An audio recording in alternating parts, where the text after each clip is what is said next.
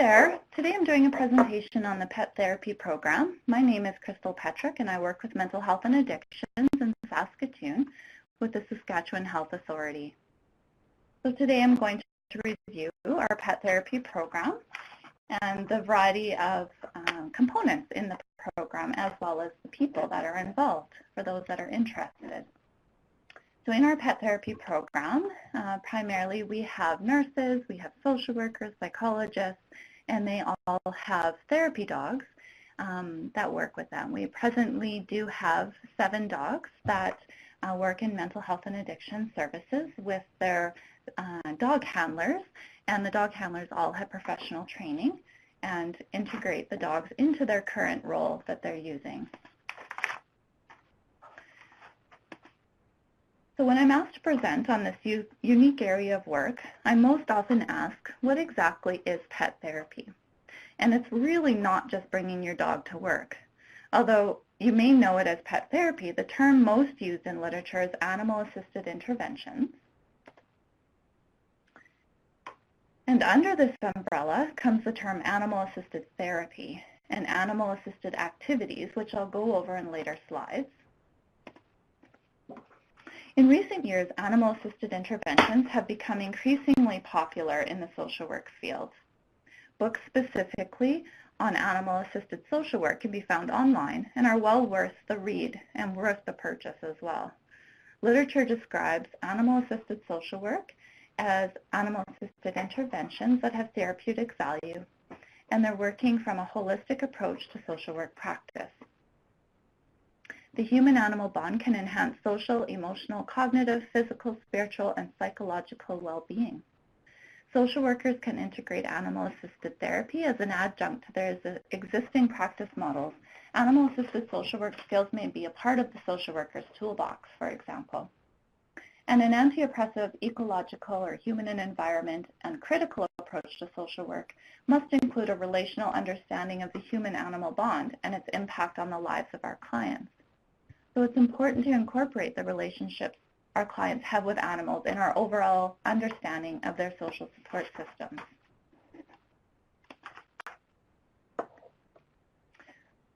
So what exactly is animal-assisted therapy? And as an aside, I have received consent from the children's pictures that you may see throughout this presentation as well. So animal-assisted therapy involves a health or human service professional who uses an animal as part of his or her job. Specific goals for each client have been identified and progress is measured. It is a goal-directed intervention that includes documentation and evaluation. So Kona and I worked with this young boy for over a year. He had been diagnosed with autism spectrum disorder, ADHD, and anxiety disorder. He had been seeing another clinician on our team who was having significant difficulty with engaging him and keeping him settled or even self-regulated throughout the session. He would become oppositional and aggressive when he was asked to engage in an activity. Upon meeting Kona, my therapy dog, he immediately bonded with her through physical affection and just her ability to remain calm with him. And this is her and him in the picture together. This human-animal bond allowed them to connect more effectively with myself and the clinician. Kona served as a motivator towards session goal achievement as well as a tool for when he needed assistance with regulating during the activities. Animal-assisted therapy in this case included weekly goal setting with this client, documentation on the session, and ongoing evaluation as to how we would incorporate Kona into each activity. Animal-assisted activities are a little bit different from animal-assisted therapy. Animal-assisted therapy is goal-driven and is used as a specific intervention for a specific task. Animal-assisted activities, however, are likely to be most what people think of when they think of pet therapy, right? So these are activities that involve animals visiting people, frequently described as the meet and greet type of interaction, really with no specific goal or treatment. The animal handler is frequently a volunteer, and the goal is just to increase the comfort level of clients in the setting. These are the therapy dogs you may see doing brief visits in hospital, long-term care facilities, or at universities during exam time. These dogs have been tested and have passed the St. John's Ambulance Therapy Dog exam. They are trained to participate in brief visits that bring joy and comfort to the people around them. For our program, we require the therapy dogs to spend a minimum half day to a maximum full day at work, and so therefore the training for our program is slightly different for our therapy dogs.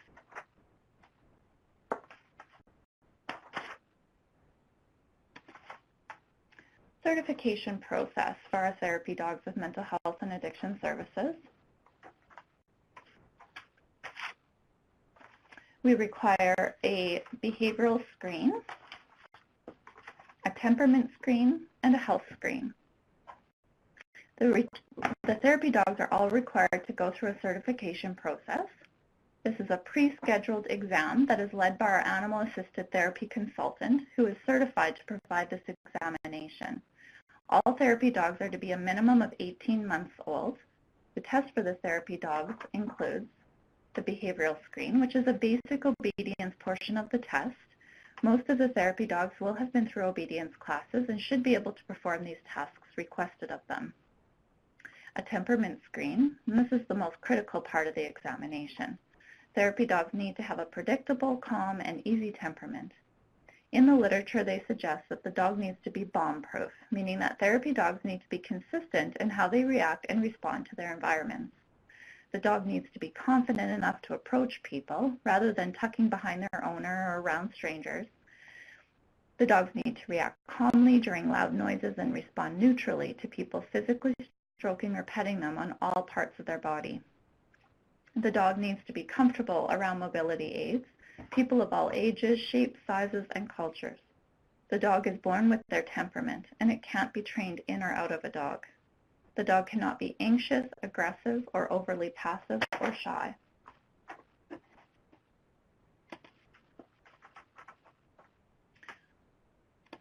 So having these standardized guidelines for the animal-assisted certificate process is critical to maintaining the professionalism of our program. With the pet therapy program with mental health and addiction services here in Saskatoon, we've also had to develop policies and procedures.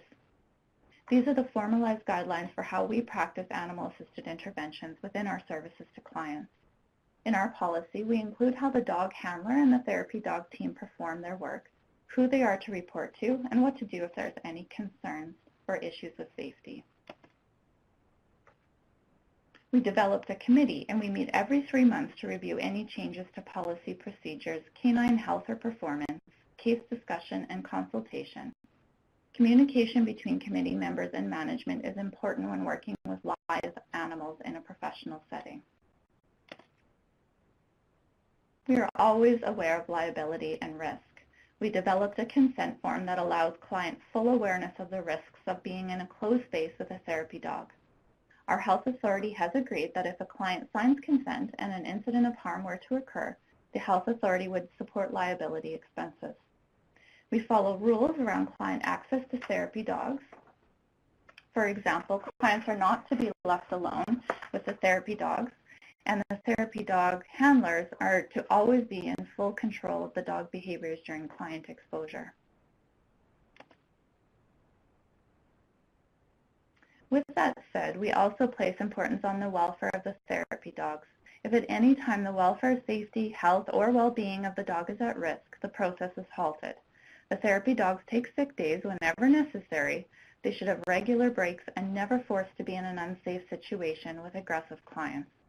Fortunately, this risk is extremely rare. We find that the therapy dogs love being at work, and most importantly, clients treat them with love and respect.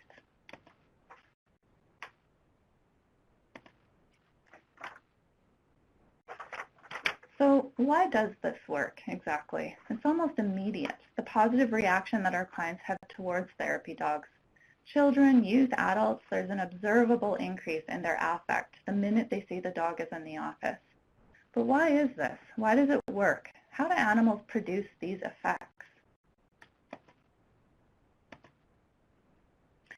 The first theory is biophilia hypothesis. And this suggests that humans possess an innate tendency to seek connections with nature and other forms of life. Kruger and Serpell state that humans possess a genetically based propensity to attend to and be attracted by other living organisms.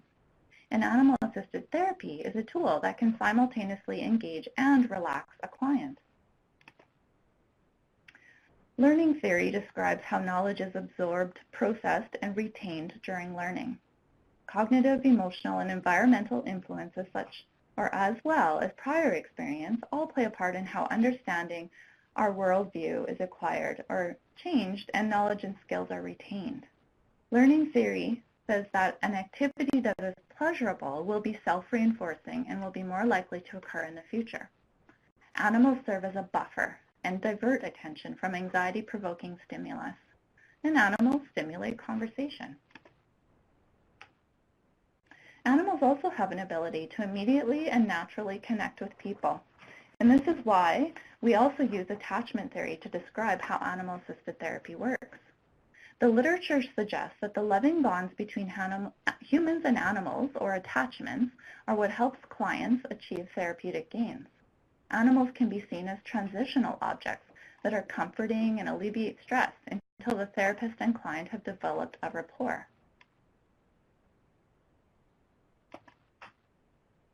A therapy dog also provides the therapist with an observation of the client's social interactions. Social cognitive theory suggests that people learn by watching others. In this case, therapists can learn by watching the client interact with the therapy dog.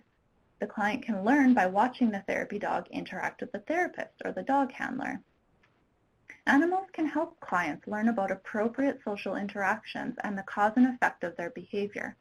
Animals are uniquely helpful in providing immediate feedback on social behavior. Animal-assisted therapy also increases feelings of self-efficacy and self-perception. And in terms of practical ways that dogs can assist our clients, we've noticed that our therapy dogs help clients of all ages by increasing the engagement, by creating a sense of comfort and safety, by being empathetic, by helping emotionally regulate while in the room, by demonstrating self-control and social skills, oftentimes increasing self-esteem and self-confidence of the client, encouraging verbal skills, and eye contact.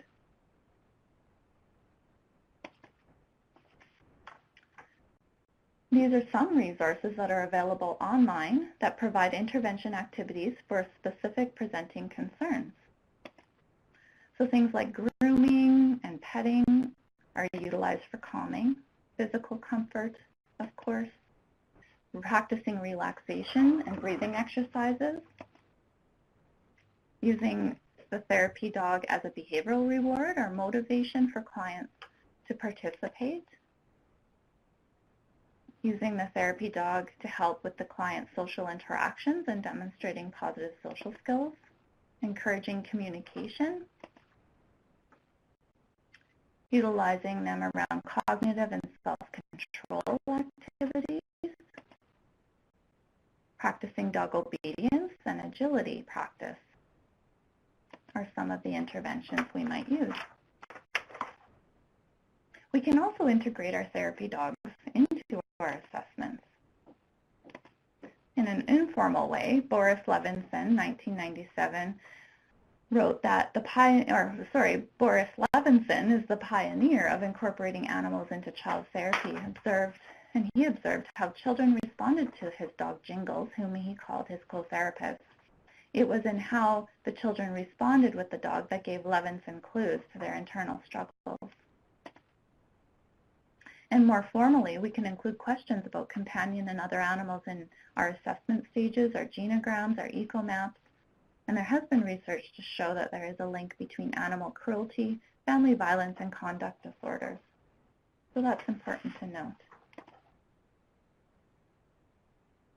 And as we head to the end of the presentation, I'd like to make mention of some of the research our program has been involved in.